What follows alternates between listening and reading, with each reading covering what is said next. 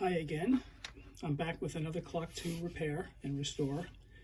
This time I have two of them, and they're different clock companies. This one is Westclox, and this is a Seth Thomas. And although they are similar, they have several differences, which is what kind of intrigued me. One major difference is that all the other clocks I've restored thus far have either been a wood case or a case made out of bakelite. This particular one is metal, which I haven't handled before. Another similarity with them is that they are both alarm clocks, and what they have is a dial that you rotate to set the time. On the Westclox, it's missing the little plastic dial that has the numbers on it, but that is present on the Seth Thomas clock. Now, I plugged in the Westclox alarm clock, and it does not run. I haven't plugged in the Seth Thomas because the power cord is so badly frayed back here that I'm not going to try that until I've opened it up, removed it, and replaced the cord. But for this video, I'm going to be focusing mostly on the Westclox. So let me clear the area here and we'll get set for that. In looking at the back of the clock, there's an information plate here which told me that the name of this particular clock is the Ben Bolt. And I did some research on it and have discovered that that model was built anywhere from 1933 to 39. It's actually model number 828. And what's interesting about this one is that it has flat feet. There are a lot of other similar models that they made. The majority of them have what they call ball feet, just little round balls on the ends here. Another thing of note is that this particular model, it retailed for $2.95. They also made a model with a luminous dial that would glow in the dark, and that was $3.95.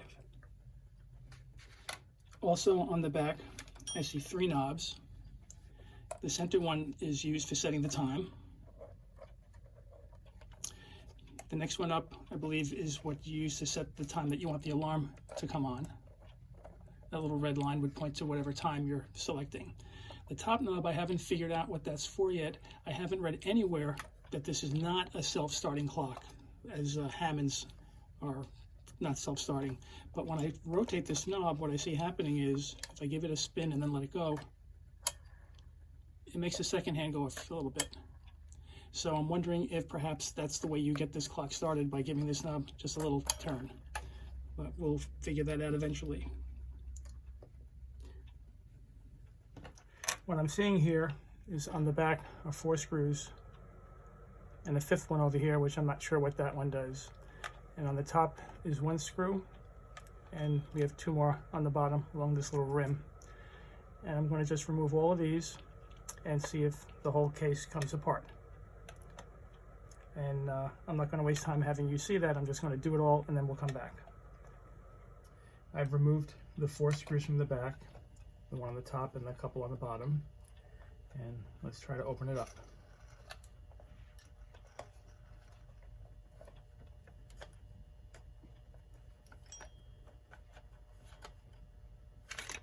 Whoop. Okay, we got the top half off. One thing I'm not too thrilled with is that instead of a glass face, this is plastic, which makes it harder to clean up because there's probably scratches on it that will be hard to remove.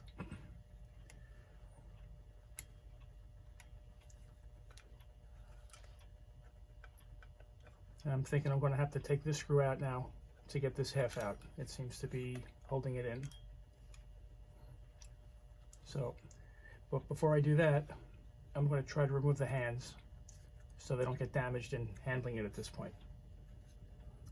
I've also noticed that this gold trim is in fact attached to this part of the case, so it'll be a bit more of a challenge to paint it separate from the brown. Anyway, to remove the hands, these appear to be just a friction grip, a very tight fit, and I can usually pry them off with a screwdriver.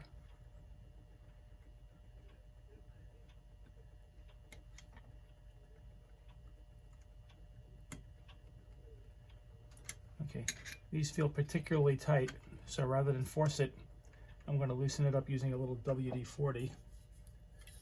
I just spray some in a cap that I have. And then with a small brush, just apply it to the stem that's holding the hands. And I'll let this soak in for a good 5 or 10 minutes.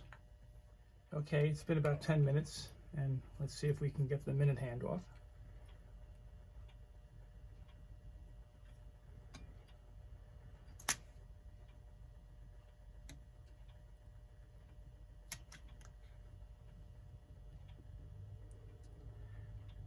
Well, this is a particularly tight fit. This could take a while to get it off. I think I may have to reapply the WD-40, so I'm not going to waste time having you watch all of that.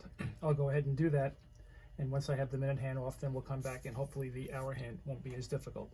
What I've been able to do is so far to pry off the minute hand and the hour hand. They were both very difficult to get off, and what I'm left with now is the second hand, and that's being held on by what appears to be just a collar that seems to be slipped over the stem. It's incredibly tight, and in trying to get it off, the only tool that I'm able to get in here to gently pry it off, instead of a screwdriver, I have to use a chisel because it has a finer, pointier tip that fits in here. So I'm going to continue to gently pry this off, and hopefully we'll get the second hand off. What is different about this one, most clocks, number one, will have a second hand on the top, not underneath the hour and the minute hand. And very often they'll come off either with just a friction grip, or sometimes it's a threaded stem. And other clocks, this little collar is actually a small nut that will unscrew. But that's not the case with this one. And let me get back to work to try to remove that, and then we'll come back. So far, I'm having a ridiculously hard time removing the second hand. It just will not budge. It seems firmly attached to the shaft that is connected to the gears down here. I don't know if you can see the gears rising when I'm pulling up on it, but it is. Yeah, you can see the gear coming out along with the, as I pull up on the second hand there, which I don't want to do. So I'm going to go ahead and remove this screw in the back and see what happens.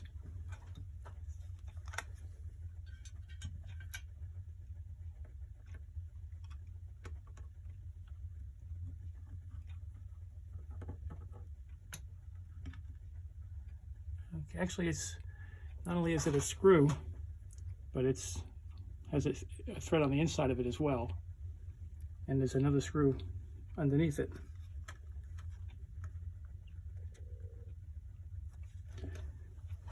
Now, let's see what happens here.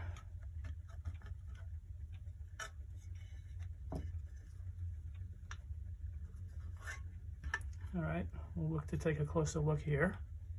And what I'm noticing is, and when I took off this first piece, what I discovered were a couple of broken pieces of the little dial that has the numbers when you're setting the alarm. And over here, I see another piece of it.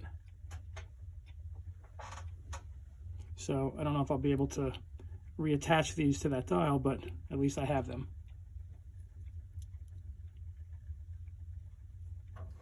The next thing I want to do is remove the wire from the clock. It's been taped up with old electrical tape. It's all peeling off of here. I'll end up having to attach the cord once the repair is finished, and it'll be a lot easier to handle this without this wire all over the place. So let me separate that, and then I'll come back. I've separated the power cord, and what I'm realizing is that somewhere along the way this was repaired. This cord was not original to the clock. The original cord has the kind of insulation. It's all breaking up and crumbling. You can see a lot of pieces of it here.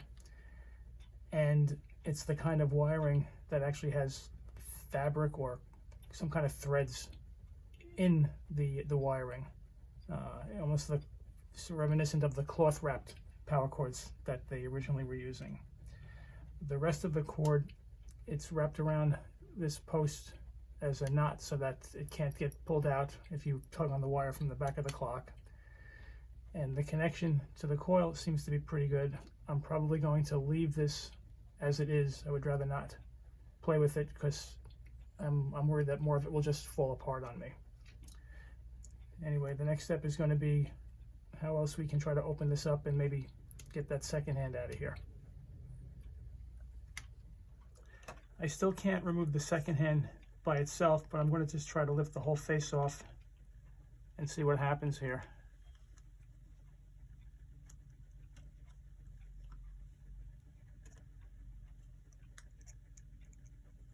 Oh.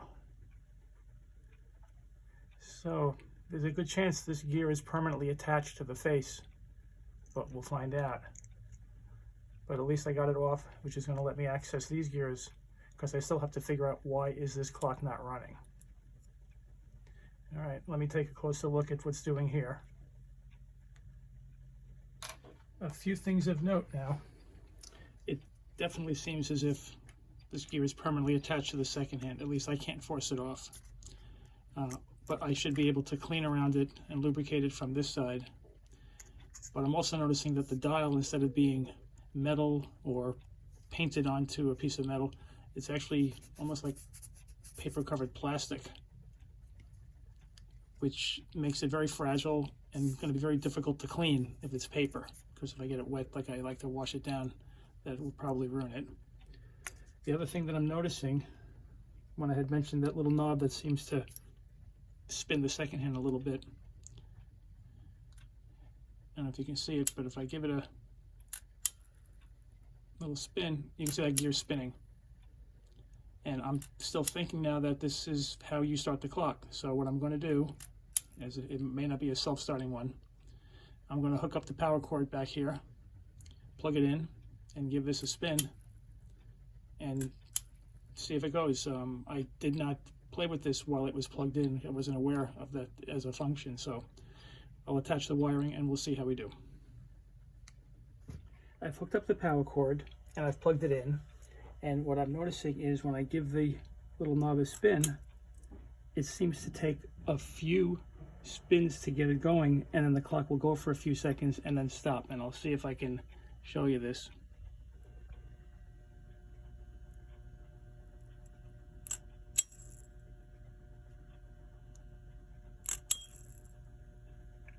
And now it's running. And this is actually the longest that it's been going. How about that?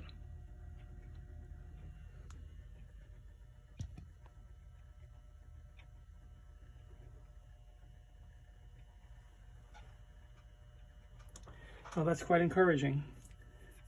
It does run, and what I'm going to have to do, what I still want to do though, is I'm going to open it up, try to get all the gears out, clean everything up.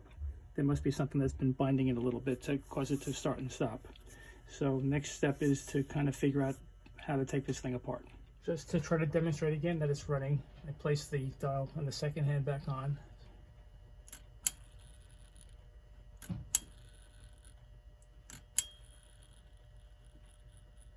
There you go. Again, I'm going to look to take it apart. I'll spend a few minutes, I'm sure, figuring out which screws or nuts have to come off first. And once I figure all that out, we'll come back and I'll explain how I'm doing it. What I'm seeing is that I'm going to have to take this apart from both sides to access all the gears. On this side, I'm seeing 3 nuts here, here, and here. Once I remove them, this plate I should be able to lift off, and that's going to expose the gears that are underneath that. If I flip it over, I have nuts over here, here, one here, and one here. And that should allow this plate to be removed, I think, along with this dial, and that should give me access to the rest of these gears that are under here. But I'm going to look to do these 3 first, and I'll take them off, and when I'm ready to take the plate off, we'll come back. And before I remove them, one thing I want to mention is if you're repairing a clock like this for the first time, and even if it's not, I highly recommend taking pictures of what it looks like, and each time you remove a piece, take a photo, and this way you'll have a good record for when you're going to put things back together again. Otherwise, it can become very difficult to figure out what went where. Okay, I've removed the 3 nuts from here, here, and here, and we'll lift up the plate, see how we do.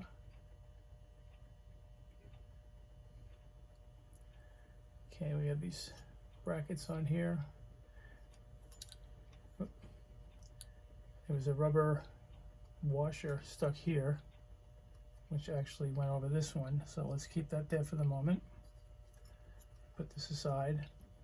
Now I'm going to stop and take just a couple of photos of this to see how everything looks. I'm seeing 3 of these rubber washers, but they're very dried out and very brittle.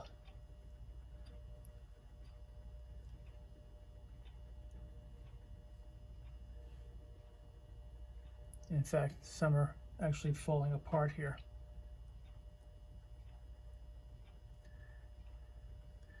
And I'm going to try to remove some of these gears to see what comes off. We have this one. These appear to be pretty permanently attached. There's some washers here. We'll take those off as well.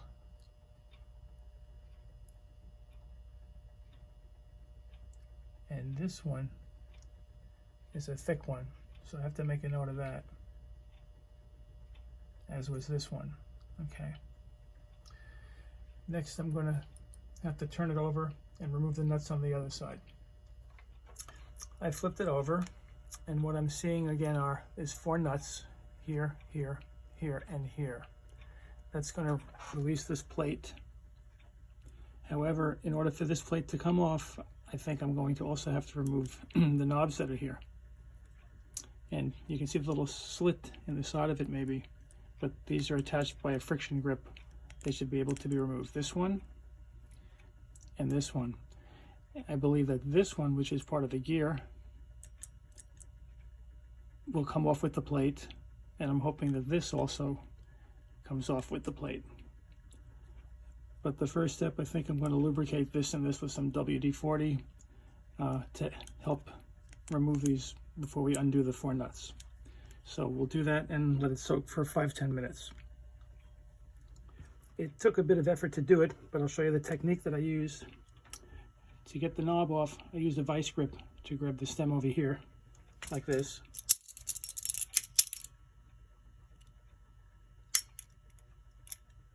And then with that being held, I just rotated this with a pair of pliers until I was able to remove it. Then I did the same thing with this knob by grabbing the stem over here. Grab hold of that and twist it until I can get this one off as well, which should come off pretty easy now. There we go. So next, I'm going to take off the 4 nuts here.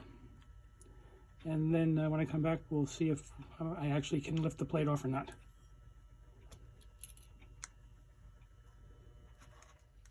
I ran into a bit of a snag with this one. I'm able to unloosen the nuts here, here, and here, but this one is tucked underneath the alarm dial. And as I lifted it up, I couldn't clear this gear. So there's a small nut on the center of what's holding it down, but I was unable to loosen that even after soaking it with WD-40 for a while. So what I've done is I tightened them up again. I placed the knobs back on here, and I'm going to just lubricate the gears on the inside as best I can and reassemble it, because it does seem to be working, and then I'll work on trying to restore the case. I put the plate back on, secured everything, and the next step is going to be to work on the case. And if you recall what it looked like at the beginning, it was sort of a flat brown color on the case with the gold trim around the down the center. What I've done is I sanded it down to smooth it and primed it, and the next step is going to be, we'll put some tape over the edges here, apply the gold first, then once that's dry we'll cover that with tape and then spray the rest of it with a flat brown that I got, and we'll see how it comes out. So let me get started on that. Okay, I taped up the edges And what I'm going to do now is spray this with the gold, give it a couple of coats, let that dry, and proceed from there. Okay, as you can see, I've spray painted it gold, and I've removed the tape. The next step will be covering the gold with some tape and then spraying both halves the brown that I have. So we'll work on that next. I've taped up the gold. Now we'll spray paint everything brown. I finished painting the case. I think it came out looking pretty good. Let's give you a peek at it here. It would go together something like this.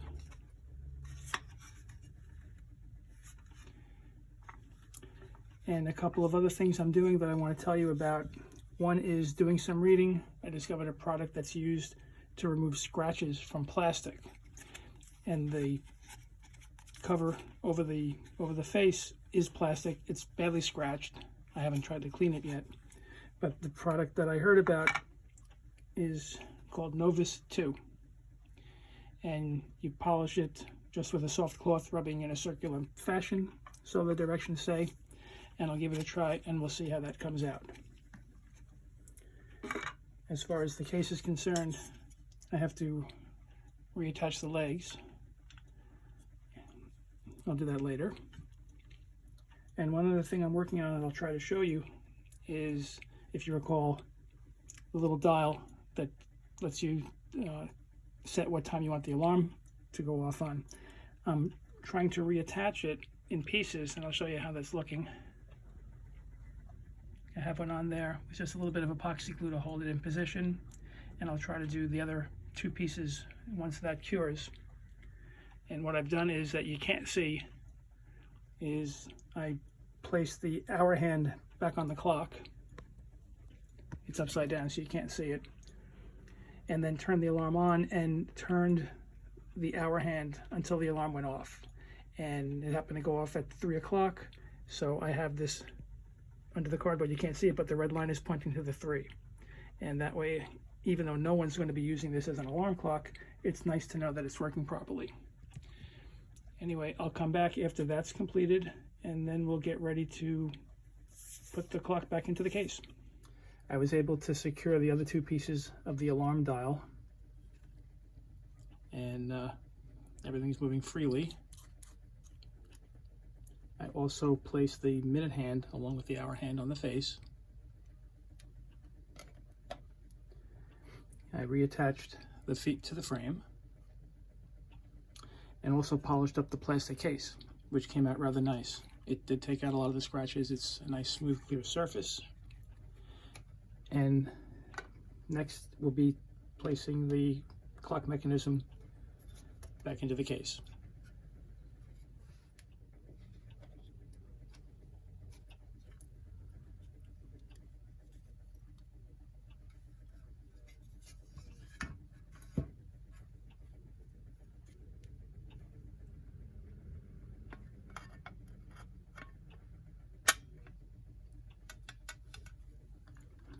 Okay, I think the next step is going to be, I'm going to secure the back with the screws to hold this in place. Then I'm going to look to snake the power cord through the hole back here and attach it to the ends of the wire here. So I'll do that, and then we'll come back. I passed the wire through the hole in the back. I also placed a knot in it so it can't get pulled out. Connected with a couple of wire nuts. And now we'll look to slip the front of the case over it. Just got to tuck this in a little.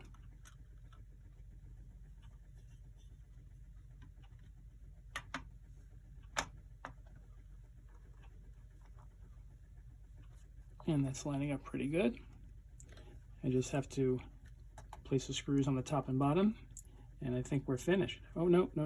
I have to put the plastic on the front.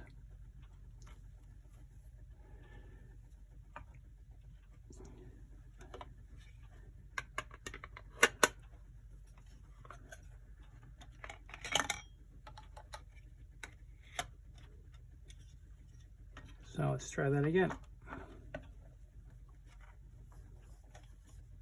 There we go. So let me secure this with the screws and we'll see if it works. Everything is screwed back together. I'm going to plug it in and see if it runs. We'll give the start knob a spin.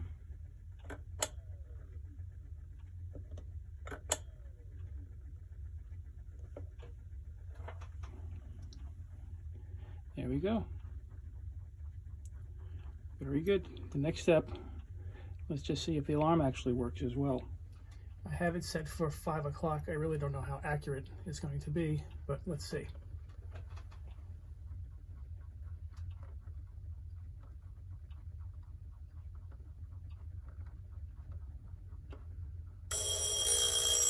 No, that's not too bad, 5 to 5. Well, there you have it. The Westclox bend bolt alarm clock. It was built anywhere from 1933 to 39. And I hope you enjoyed the video. And keep an eye out for some future ones. I have a few other clocks here that need to be repaired. Bye for now.